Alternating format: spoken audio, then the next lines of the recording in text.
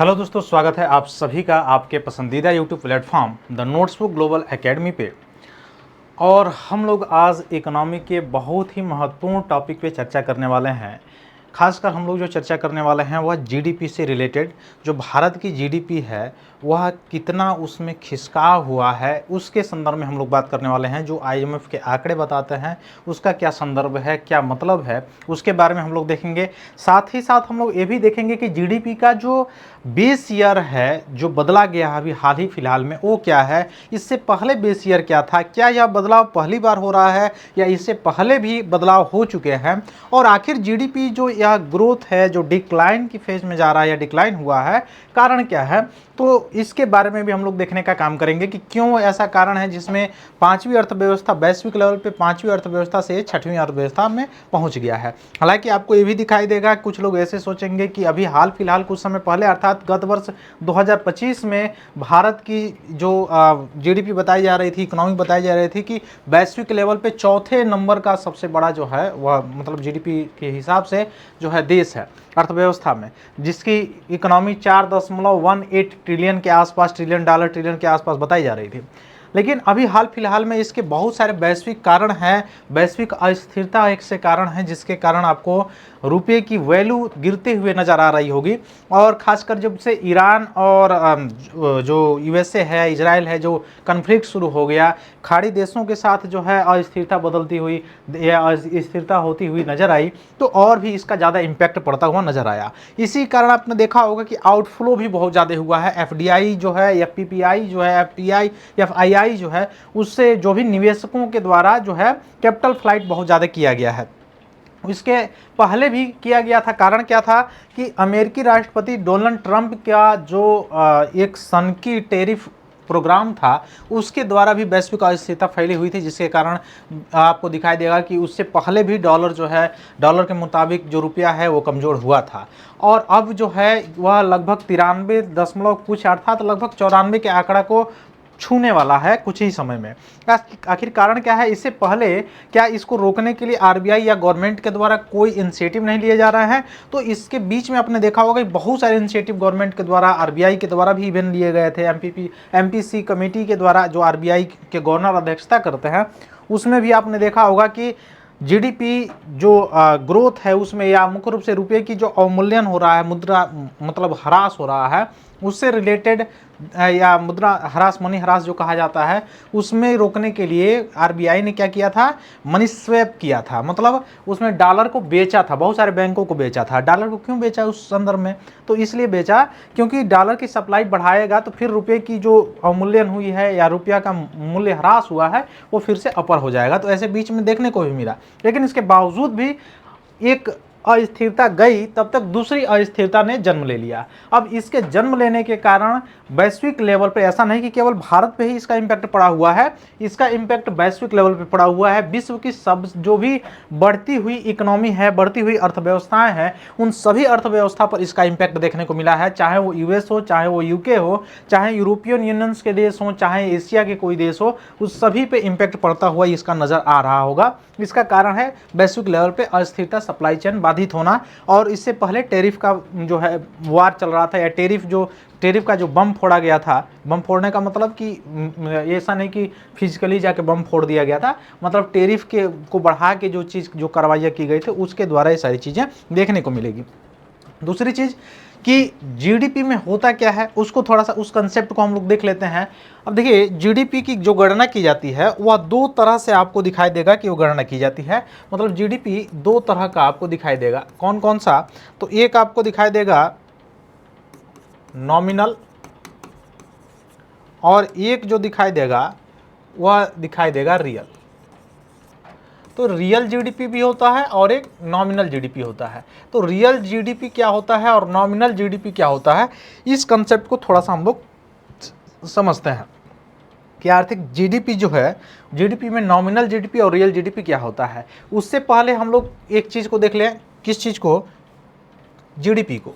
GDP वास्तव में होता क्या है? तो जीडीपी का जो फुल फॉर्म है आपको पता होगा, ग्रॉस डोमेस्टिक प्रोडक्ट, ठीक ना।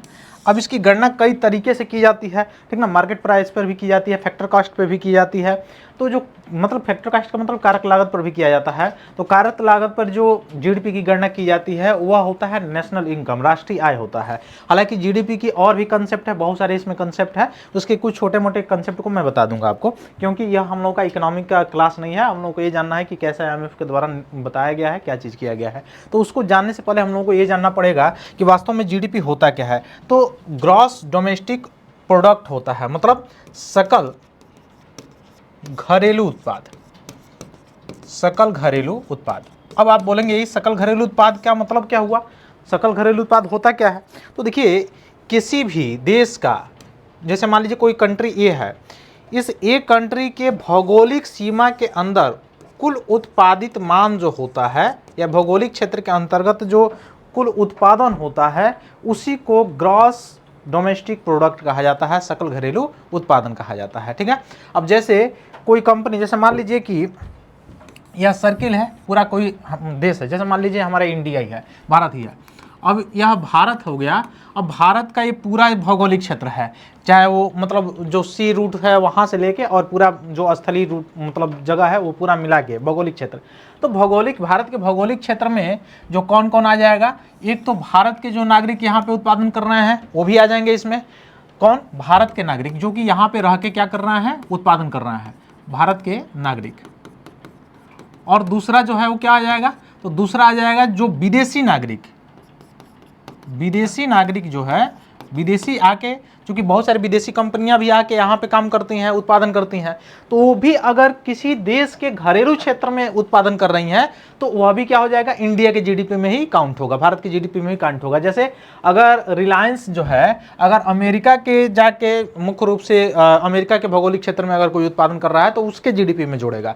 अगर वही रिलायंस चूंकि अपना देशी ही कंपनी है, भारत की ही कंपनी है और भारत के भौगोलिक क्षेत्र में उत्पादन कर रही है, तो भारत के भौगोलिक क्षेत्र में उत्पादन करने के कारण उसका भारत के जीडीपी में उसको जोड़ा जाएगा। अब एक मान लीजिए सी है, जो हमारे वहाँ की कंपनियां जाके वहाँ पे उत्पादन करती हैं, वहाँ पे मतलब विदेशों में जाके क्या करती हैं, उत्पादन करने का काम करती हैं। तो जीडीपी क्या होता है, तो जीडीपी अगर आपसे पूछा जाए तो टोटल जीडीपी जो होगा वह होगा ए प्लस बी। ए प्लस बी का मतलब कि भारत के नागरिकों के द्वारा भौगोलिक क्षेत्र में उत्पादित कुल माल, ठीक ना, और साथ ही साथ विदेशियों के द्वारा भारत के भौगोलिक क्षेत्र में उत्पादित कुल माल को क्या कहा जाता है, मिला के जीडीपी कहा जाता है, ठीक है। ग्रॉस डोमेस्टिक प्रोडक्ट कहा जाता है, सकल घरेलू उत्पाद कहा जाता है। अब इस सकल घरेलू उत्पाद के बारे में अगर मतलब पता करना हो तो पहले इसका बेस ईयर जो है 2011-12 था, ठीक ना। अब इसका बेस ईयर बदल के क्या कर दिया गया, 2022-23 कर दिया गया। हालांकि इसके पहले भी ये लगभग जो ये चेंज हुआ है 8वीं बार हुआ है। कितनी बार? 8वीं बार। ऐसा नहीं कि पहली बार ऐसा जीडीपी चेंज हो रहा है, जीडीपी का बेस जो है चेंज हो रहा है। तो जीडीपी का आधार वर्ष से 8वीं बार चेंज हुआ है। इससे पहले भी मतलब 7 बार चेंज हो चुका है। अभी लेटेस्ट वाला जो था 2011-12 था। अब जो है नया जीडीपी का बेस ईयर जो है वो 22-23 है। अब बेस ईयर क्यों प्रयोग किया जाता है, किस लिए किया जाता है, उसके बारे में भी अभी मैं बताऊंगा आपको। लेकिन पहले हम लोग देखेंगे कि जीडीपी ये तो हो गया सकल घरेलू उत्पाद, जीडीपी सकल घरेलू उत्पाद। तो सकल घरेलू उत्पाद में मैं बताया ए प्लस बी। ए प्लस बी का मतलब कि हमारे घरेलू क्षेत्र में हमारे नागरिकों के द्वारा उत्पादित जो चीज़ें वस्तुएं हैं वह, और विदेशियों के द्वारा घरेलू क्षेत्र में उत्पादित जो वस्तुएं हैं वह, दोनों को मिला के क्या हो गया, यह किसी देश की जीडीपी हो गई। लेकिन ये भी तो होता है कि हमारे देश के नागरिक जाके अगर वहाँ पे उत्पादन कुछ कर रहे हैं, वहाँ के नागरिक हमारे वहाँ उत्पादन कर रहे हैं, तो इन दोनों का अंतर भी तो होगा कि हमारे वहाँ के नागरिक जाके वहाँ पे अगर ज़्यादा उत्पादन कर रहे हैं तो वहाँ के जीडीपी में उत्पन्न मतलब जोड़ा जाएगा, और वहाँ के अगर नागरिक या वहाँ की कंपनी अगर हमारे वहाँ आके उत्पादन कर रही है तो हमारे जीडीपी में क्या होगा, उसको ऐड किया जाएगा, जोड़ा जाएगा। तो जीडीपी के बराबर क्या होता है, मैंने बताया आपको जीडीपी क्या होता है कि घरेलू क्षेत्र में उत्पादित कुल वस्तुओं का मूल्य जो होता है वह क्या कहा जाता है, जीडीपी कहा जाता है, ठीक ना। घरेलू क्षेत्र मतलब भौगोलिक क्षेत्र में। अब अगर इसमें एक चीज़ अगर पूछा जाए, जैसे ब्रिटेन का कोई राजदूत है या दूतावास है, तो दूतावास अगर भारत में है तो भारत के जीडीपी में नहीं जोड़ता है, लेकिन भारत का दूतावास अगर यूएसए में है तो वह क्या होगा, भारत के जीडीपी में जोड़ने का काम करेगा, ठीक है। तो इसको भी थोड़ा सा आप लोग देख लीजिएगा।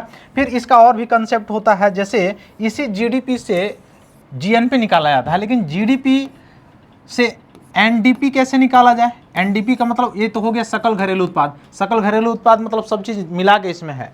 लेकिन नेट डोमेस्टिक प्रोडक्ट जो है, निवल जो है घरेलू उत्पाद अगर पूछा जाए, निवल घरेलू उत्पाद के बारे में अगर पूछा जाए तो क्या होगा, जीडीपी में जो मूल्य ह्रास हो गया है, मूल्य ह्रास जैसे आपने देखा होगा कि बहुत सारी ऐसी, जैसे मोटर कार हो गया। अब मोटर कार आपके घर में रखा हुआ है, आप 5 साल पहले मतलब खरीदे हुए हैं 80,000 में, मान लीजिए कोई मोटरसाइकिल खरीदे हुए हैं 80,000 में। अब 5 साल बाद अगर आप बेचेंगे तो उसका दाम क्या 80,000 ही रहेगा? नहीं, वो कितना हो जाएगा, 60,000 हो जाएगा। तो उसका मूल्य ह्रास क्या हो जाएगा, मतलब जो रिसाव हो रहा है उसको क्या कर दिया जाता है, छांट दिया जाता है। तो वास्तव में जो बचता है वो क्या होता है, निवल घरेलू उत्पाद होता है, तो एनडीपी हो जाता है। अब जीडीपी से जीएनपी में अगर चेंज करना हो तो क्या होगा, तो जीएनपी में चेंज करने के लिए, जीएनपी का मतलब होता है सकल राष्ट्रीय उत्पाद। क्या होता है, सकल राष्ट्रीय उत्पाद। तो सकल राष्ट्रीय उत्पाद मतलब जीएनपी। अब जीएनपी में कौन कौन जोड़ते हैं, तो एक तो जीडीपी जुड़ जाता है, और जीडीपी में से क्या कर दिया जाएगा, एनएफआईए कर दिया जाएगा। अब आप बोलेंगे ये एनएफआईए है क्या, वास्तव में एनएफआईए क्या होता है, तो देखिए एनएफआईए जो होता है वह, जैसे मैंने आपको बताया कि एक घरेलू क्षेत्र है, सपोज दैट मानिए कि यह भारत है, भारत का घरेलू क्षेत्र है। अब घरेलू क्षेत्र में यह यहाँ के नागरिकों के द्वारा उत्पादन किया जा रहा है, या यहाँ पे जो है गैर नागरिकों के द्वारा उत्पादन किया जा रहा है। गैर नागरिक का मतलब जो विदेशी हैं उनके द्वारा उत्पादन किया जा रहा है यहाँ पे। और एक सी है जो हमारे वहाँ के, मतलब हमारे देश के लोग जाके वहाँ पे उत्पादन कर रहे हैं, या वहाँ से रेमिटांस भेज रहे हैं, चालू खाता में आता है रेमिटांस। तो आपको पता है कि जो अपने वहाँ के लोग जैसे यूएसए में जाते हैं, यूके में जाते हैं, गल्फ कंट्रीज में जाते हैं, वहाँ से जो रेमिटांस भेजते हैं भारत में, तो रेमिटांस जब भेजेंगे भारत में, जब रेमिटांस भेजेंगे तो वहाँ से वह मुख्य रूप से कमा के कहाँ भेज रहा है, भारत में। और यहाँ पे आपको दिखाई देगा कि यह जो कंपनी है, जो बी कंपनी है, जो कि गैर नागरिक कंपनी है, भारत के भले भौगोलिक क्षेत्र में है, जीडीपी में तो काउंट हो रहा है, लेकिन वह कंपनी अपना रेमिटेंस कहाँ भेजती होगी, अपने देश में, अपने कंट्री में भेजती होगी। तो इसलिए जो नेट होगा कितना होगा, तो नेट बी और सी का जो होगा वो क्या होगा, डिफरेंस होगा। अब बी और सी में कोई भी बड़ा हो सकता है, कोई भी छोटा हो सकता है। कि अगर वहाँ मतलब हमारे वहाँ के या हमारे देश के नागरिक किसी दूसरे देश में जाके सबसे ज़्यादा रेमिटेंस यहाँ पे भेज रहे हैं, और वहाँ के नागरिक हमारे वहाँ आके कमा रहे हैं और रेमिटेंस अपने वहाँ कम भेज रहे हैं, तो हमारा सी जो है अधिक हो जाएगा, तो सी में से बी घटेगा। और अगर मुख्य रूप से देखा जाए कि वहाँ के नागरिक हमारे देश से ज़्यादा रेमिटेंस लेके जा रहे हैं, और हमारे देश के नागरिक गैर देशों से या विदेशों से रेमिटेंस कब भेज पा रहे हैं, या कम गए हुए हैं, कम रेमिटेंस भेज पा रहे हैं, तो क्या हो जाएगा, बी माइनस सी हो जाएगा। अब इस स्थिति में क्या होगा, जीडीपी में मैंने बताया कि आपको क्या जुड़ेगा, ए और बी जुड़ेगा, क्योंकि घरेलू क्षेत्र में उत्पादन जो होता है वह होता है। और एनएफआईए में क्या होगा, बी माइनस सी हो जाएगा। तो बी माइनस सी, अगर आपको बी माइनस सी कह सकते हैं या सी माइनस बी कह सकते हैं, तो दोनों में से कुछ भी हो सकता है, मतलब जो बड़ा हो जो छोटा हो। अगर हमारे वहाँ का रेमिटेंस मान लीजिए कि ज़्यादा भेज रहे हैं और यहाँ का कम अपने देश भेज रहे हैं, तो सी माइनस बी हो गया। अब बी में से बी कट गया तो क्या बचा, ए प्लस सी। यही होता है जीएनपी। मतलब जीएनपी क्या होता है, तो जीएनपी का मतलब होता है कि नागरिकों के द्वारा, किसी देश के नागरिकों के द्वारा जो उत्पादन होता है, वस्तु और सेवा का जो उत्पादन किया जाता है, उसे कहा जाता है जीएनपी, अर्थात कहा जाता है सकल राष्ट्रीय उत्पाद। तो सकल राष्ट्रीय उत्पाद मतलब देश के नागरिकों के द्वारा जो उत्पादन किया जाता है। अब देश के नागरिक देश के अंदर भी उत्पादन कर रहे होंगे और विदेशों से भी उत्पादन करके भेज रहे होंगे, तो विदेशों से रेमिटेंस भेज रहे हैं, तो इन दोनों को जोड़ा जाता है, ए प्लस सी को, तो क्या हो जाएगा, वह सकल राष्ट्रीय उत्पाद हो जाएगा। सकल राष्ट्रीय उत्पाद में और इसमें क्या अंतर है, तो यही मैंने बताया कि इसमें अंतर यह है कि जीडीपी में घरेलू क्षेत्र पर उत्पादन देखा जाता है, चाहे वो नागरिक हो चाहे गैर नागरिक हो, उससे मतलब नहीं है। लेकिन जीएनपी जो होता है, सकल राष्ट्रीय उत्पाद होता है, उसमें घरेलू क्षेत्र में नहीं बल्कि नागरिक के दिशा निर्देश से देखा जाता है। अर्थात नागरिक के नजरिए से देखने का मतलब यह हुआ कि देश के नागरिक कितना वस्तु और सेवा का उत्पादन कर रहे हैं, उससे मतलब है। तो देश के नागरिक अपने देश के अंदर भी उत्पादन कर रहे होंगे वस्तु और सेवा का, और किसी विदेशी देशों में भी जाके उत्पादन कर रहे होंगे सेवा और वस्तु का, और वहां से रेमिटेंस भेज रहे होंगे। तो इस तरह से इन दोनों को जोड़ा जाएगा तो क्या होगा, जीएनपी अर्थात सकल राष्ट्रीय उत्पाद हो जाएगा। अब बात मैं कर रहा था कि ये जो जीडीपी है, जो जीएनपी है, ये तो सकल राष्ट्रीय उत्पाद है। क्या है, सकल राष्ट्रीय उत्पाद है। अब इस सकल राष्ट्रीय उत्पाद को अगर नेट बदलना हो, नेट बदलना हो मतलब शुद्ध करना हो, शुद्ध का मतलब एग्जैक्ट पता मतलब चाहिए एग्जैक्ट कितना होगा। तो देखिए एग्जैक्ट क्या होता है, अब इसमें कुछ ऐसी वस्तुएं होंगी जिनका मुख्य टूटी फूटी जो वस्तुएं हैं उनका मूल्य क्या हो जाएगा, ह्रास हो जाएगा, कम हो जाएगा, तो उसको क्या करेंगे, इससे घटा लेंगे। तो जीएनपी बराबर क्या होगा, जीडीपी, जो जी मतलब एनएनपी सॉरी एनएनपी मतलब क्या होगा, एनएनपी का मतलब निवल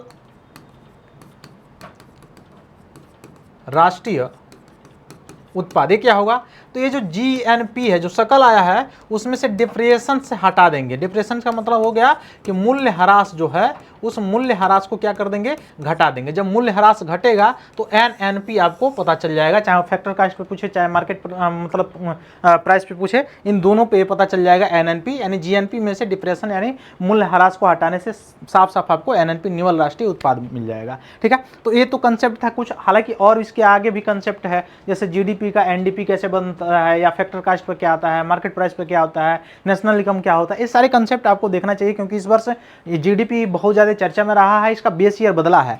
अब इसमें मैं बता रहा था ये जो जीडीपी जो है इसका काउंट किया जाता है दो तरह से, एक होता है निवल और एक होता है सकल। तो जीडीपी निवल और सकल तो मैंने बता दिया कि निवल कैसे होगा, तो जीडीपी में से मूल्य ह्रास घटाएंगे तो निवल हो जाएगा। लेकिन इसमें देखेंगे तो एक वास्तविक होता है और एक नॉमिनल होता है। क्या होता है, नॉमिनल। इन दोनों में क्या अंतर है, मतलब नॉमिनल और वास्तविक में क्या अंतर है, इसमें अगर बात किया जाए तो मुख्य रूप से नॉमिनल का मतलब होता है सीधे सीधे कि जो चालू वर्ष पे हो, चालू वर्ष पे हो। चालू वर्ष का मतलब जैसे मान लीजिए इस समय जो वर्ष चल रहा है वित्तीय वर्ष, वो है कौन सा, 2026-27 है, वह 2026-27 है। तो इससे पहले वाला यानी 2025-26 में क्या था उसके अकॉर्डिंग देखा जाए, जैसे 25-26 में किसी वस्तु और सेवा का उत्पादन मान लीजिए कि 5 रुपये का उत्पादन हुआ था या $5 का उत्पादन हुआ था, अब उसके संदर्भ में इस समय $10 का उत्पादन हो गया या $4 का उत्पादन हो गया, तो इस हिसाब से देखने पर क्या होगा, ये चालू वर्ष पे हो जाएगा। अब चालू वर्ष पे ये थोड़ा सा मतलब दिक्कत देखने को मिल जाएगा कि ये चालू वर्ष में मुद्रास्फीति वगैरह सारी चीजें भी दिखाई दे देंगी, इसके कारण भी बढ़ा हुआ घटा हुआ दिखाई दे सकता है। लेकिन वास्तविक जो होता है वह मुख्य रूप से मापा जाता है जीडीपी वास्तविक, जो अर्थात वास्तविक का मतलब हो गया रियल जीडीपी जो मापा जाता है, नॉमिनल को छोड़कर कहा जाए तो वह किस पे मापा जाता है, वास्तविक वाला, तो यह बेस ईयर पे मापा जाता है। एक आधार वर्ष होता है, बेस ईयर होता है, उसी पर मापा जाता है। बेस ईयर तय किया जाता है मॉस्पी के द्वारा, किसके द्वारा, याद रखिएगा, मॉस्पी के द्वारा, ministry of static and programme of implementation, मतलब सांख्यिकी मंत्रालय के द्वारा, आपको सीधा सीधा याद रखिएगा, उसके द्वारा किया जाता है। अब ये बेस ईयर अभी हाल फिलहाल में बदला है, बेस ईयर कितना है, 2022-23 हो गया है। इससे पहले बेस ईयर क्या था, 2011-12 था, और इससे पहले भी 6 बार चेंज हो चुका है, तो 6 बार, 7 बार, 8 बार, तो टोटल जीडीपी का जो बेस ईयर है वह 8 बार चेंज हो चुका है। 8वीं बार 2022-23 अभी किया गया है हाल फिलहाल में बेस ईयर। तो बेस ईयर पर जो जीडीपी निकाला जाता है वास्तविक जीडीपी होता है, अर्थात इस 2022-23 या 2011-12 की तुलना में इस वर्ष कितना जो है बढ़ोतरी हुई है, कितना ग्रोथ हुआ है, वह इस पे मापा जाएगा, किस पे, रियल वाले पे। और भी बहुत सारी अवधारणा है इसके जीडीपी के, हालांकि यह इसका एक क्लास ही होता है, 2-3 क्लास होता है तब जाके समाप्त होता है। तो मुझे चूंकि न्यूज़ के संदर्भ में बताना था इसलिए मैं इतना आपको शॉर्ट में बताया हूँ, और आप पढ़े ही होंगे इकोनॉमिक्स में, इसलिए और मैं ज़्यादा अंदर नहीं जा रहा हूँ। अब IMF के द्वारा क्या कहा गया है, IMF के द्वारा ये चीज़ें इसमें बताई गई हैं कि भारत जो है स्लीप कर दिया है, 5वें नंबर से स्लीप करके कहाँ पे चला गया है, 6th लार्जेस्ट इकोनॉमिक हो गया है 2025 में। इसमें कहा गया है कि 3rd बिगेस्ट बाई 2031, और इसमें यह भी बताया गया है कि 2031 तक जो है भारत की जीडीपी या भारत की अर्थव्यवस्था देखी जाए तो वह 3rd बिगेस्ट इकोनॉमिक बन सकती है, मतलब तीसरी बड़ी अर्थव्यवस्था भारत की अर्थव्यवस्था बन सकती है। लेकिन एट द प्रेजेंट टाइम यह स्लिप होकर 6th नंबर पर चला गया है। ये किसके द्वारा किया गया है, IMF के द्वारा यह बताया गया है अभी हाल फिलहाल में। यह क्यों ऐसी चीजें हुई हैं, तो मैंने आपको बताया कि वैश्विक लेवल पे जो अस्थिरता हुई है इसके कारण जो है रुपये का मूल्य ह्रास हुआ। अच्छा देखिए, रुपये का मूल्य ह्रास भी एक टॉपिक है, ठीक ना। अवमूल्यन जो होता है गवर्नमेंट करती है, मूल्य ह्रास जो होता है वो बाजार मूल्य के आधार पे होता है। डिप्रेशन जो होता है अर्थात तो रुपये की क्रय शक्ति क्षमता जो है कमजोर हो जाती है, ठीक ना। तो उस स्थिति के अंतर्गत भी क्रय शक्ति क्षमता कैसे कमजोर हो जाती है, जैसे मान लीजिए कि पहले 90 रुपये आप देते थे तो $1 का सामान कोई अमेरिका से आप लेके चले आते थे, लेकिन अभी आप 100 रुपया देंगे तब जाके $1 का सामान आपको मिलेगा। इसका मतलब इस आपके रुपये की क्रय शक्ति क्षमता क्या हो गई, कमजोर हो गई। बहुत ज्यादा मुद्रास्फीति हो जाती है, उस समय भी क्रय शक्ति क्षमता कमजोर हो जाती है। तो मुद्रास्फीति से लेकर अवमूल्यन और मुख्य रूप से रुपये का अवमूल्यन जो है तो गवर्नमेंट करती है। डिप्रेशन जो होता है वो खास करके मतलब जो मुद्रास्फीति होती है, मुद्रास्फीति मैं कह रहा हूँ, जो रुपये का कहा जाए कि डिप्रेशन जो होता है वह क्यों होता है, कारण क्या है, बाजार मूल्य पर जो मांग और सप्लाई की जो गेम है उसके कारण होता है। जो डॉलर हो गया, अंतर्राष्ट्रीय जो मुद्रा हो गई, उसके कारण भी यह प्रभाव दिखाई देता है। तो छठी अर्थव्यवस्था हो गया। हालांकि मैं इसके अंदर और भी जाता तो और आधे घंटा 1 घंटा टाइम लगता, इसलिए मैं इस टॉपिक को और मतलब स्किप करके चल रहा हूँ। आप लोग थोड़ा सा पढ़ लीजिएगा, मैं केवल न्यूज़ पे बात कर रहा हूँ। तो सकल घरेलू उत्पाद अमेरिकी डॉलर में देखा जाए तो लगभग 3.92 ट्रिलियन डॉलर होने का अनुमान बताया है, और वही यूके का 4 ट्रिलियन डॉलर से थोड़ा कम होने की अनुमान ये बताया गया है। ठीक ना। अब इस बदलाव को मीडिया और निवेश जगत में चर्चा अब शुरू हो जाएगी। विपक्षी पार्टी कुछ और कहेगी, कुछ और कहेगा। ऐसा नहीं कि केवल भारतीय अर्थव्यवस्था पे ही ऐसा आपको दिखाई दे रहा है, वैश्विक अर्थव्यवस्था पर भी आपको ऐसा दिखाई देता हुआ नजर आएगा। खासकर IMF के द्वारा एक नहीं कि एक इसी तरह का यह रिपोर्ट निकाला गया है। एक और रिपोर्ट IMF के द्वारा निकाला गया है जिसमें बताया गया है कि भारत की अर्थव्यवस्था वैश्विक लेवल पर सबसे तेजी से बढ़ती हुई अर्थव्यवस्था है और आगे आने वाले समय में भी तेजी से बढ़ती हुई अर्थव्यवस्था रहेगी। जिसमें बताया गया है कि आगे आने वाले समय में 6.5% GDP ग्रोथ रहने का अनुमान है, जो कि वैश्विक स्तर के ग्रोथ से बहुत ही काफी आगे है। तो यह भी बताया गया है। और खासकर आपको यह भी दिखाई देगा कि अंतर्राष्ट्रीय मुद्रा कोष जो है, यह भी याद रखिएगा, IMF जो है भारत के इकोनॉमी को ग्रुप C में रखा हुआ है। अब ये ग्रुप C क्या है इसके अंदर मैं नहीं जा रहा हूं, आप थोड़ा सा अपने लेवल पे इसको देख लेंगे। ठीक है। तो रुपये का अवमूल्यन के कारण ये सारी चीज़ें दिखाई दे रही हैं आपको। और रुपये का अवमूल्यन क्यों है, सप्लाई गेम का खेल है, अस्थिरता बदली हुई है। अस्थिरता के कारण बहुत सारे जो विदेशी निवेशक है या फ्लाइट कर रहा है, फ्लाइट क्यों कर पा रहा है, या कैपिटल फ्लाइट क्यों हो रहा है, या मुख्य रूप से यहाँ पे आउटफ्लो क्यों हो रहा है, इसका कारण ये है साफ साफ कि वैश्विक लेवल पर अस्थिरता बनी हुई है। और ब्याज दर कब घट जाएगा, कब बढ़ जाएगा, इसके डर से, जोखिम को मुख्य रूप से झेलने के डर से, जोखिम न पड़ पाए, जो निवेशक होते हैं अपने पूंजी को यहाँ से निकालते हैं। जो देश रहता है अलग अलग कंट्री, वहाँ से निकालने का काम करते हैं। तो इसके कारण आपको दिखाई देगा कि ये सारी चीज़ें दिखाई देते हुए नजर आएगी। एक समय था कि 80 रुपया डॉलर के बराबर था, अब लगभग 94 को छूने वाला है। तो अभी 2024 में लगभग 84 रुपया 84.6 के आसपास था। वही 2025 में 88 तक पहुंचा था। अभी आप देखेंगे कि 94 के आसपास चला गया है। हालांकि इसके बीच में RBI के द्वारा बहुत सारी कार्रवाई भी की गई हैं। स्वैप, मनी स्वैप किया गया है, डॉलर स्वैप किया गया है उसमें, है ना, ये भी सारी चीज़ें की गई हैं। लेकिन उसके बावजूद भी जो अर्थव्यवस्था पे आपको दिखाई देगा, वैश्विक अर्थव्यवस्था पे मार जो पड़ी है युद्ध के कारण और वैश्विक अस्थिरता और टेरिफ के कारण, इसके कारण भारतीय अर्थव्यवस्था पर भी ये सारी चीज़ें आपको दिखाई दे देगी। आपको इकोनॉमिक में प्रश्न जो पूछेगा अगर प्रीलिम्स में, तो या तो GDP बेस ईयर से या GDP की अवधारणा से संबंधित पूछ सकता है, क्योंकि इस वर्ष चर्चा में रहा है। दूसरा चीज ये भी पूछ सकता है आपसे इकोनॉमिक में, अगर प्रश्न पूछे कि वैश्विक अर्थव्यवस्था पे भारतीय मतलब वैश्विक अर्थव्यवस्था पे अगर देखा जाए कि मतलब अस्थिरता फैली हुई है। अब इस स्थिति में भारतीय अर्थव्यवस्था जो है, अगर लगातार पूछा जाए कि पिछले दशक में या पिछले 10 वर्षों में लगातार ग्रोथ मतलब की है या ग्रोथ की ओर अग्रसर है, तो लगातार ग्रोथ की है और बढ़ोतरी की है, ये गलत अवधारणा हो जाएगा, ये गलत स्टेटमेंट हो जाएगा। कारण ये है कि बीच में ही आपको पता है कोविड-19 आया था और उसमें कितनी बहुत सारी इकोनॉमी जो है ड्रॉप चली गई थी, नीचे चली गई थी। भारत की भी GDP जो है नीचे चली गई थी, इकोनॉमिक नीचे चली गई थी, GDP ग्रोथ जो है निगेटिव चला गया था, राजकोषीय घाटा बढ़ गया था। ठीक है। तो इसके कारण आपको जब भी इस तरह का क्वेश्चन पूछे पिछले दशक में, तो 10 वर्षों में आपको ये याद रखना है कंसेप्ट कि 10 वर्षों में बीच में क्या आता है, तो बीच में आपका ये भी देखने को मिलेगा कोरोना या कोविड-19, तो उसके चलते इसका इम्पैक्ट पड़ा ही पड़ा होगा। तो वो स्टेटमेंट क्या हो जाएगा, गलत हो जाएगा। बाकी आप लोग थोड़ा सा इकोनॉमिक के पढ़े ही होंगे। बाकी हम लोग मिलते हैं फिर अपनी अगली क्लास में। तब तक के लिए बहुत बहुत धन्यवाद। जय हिंद।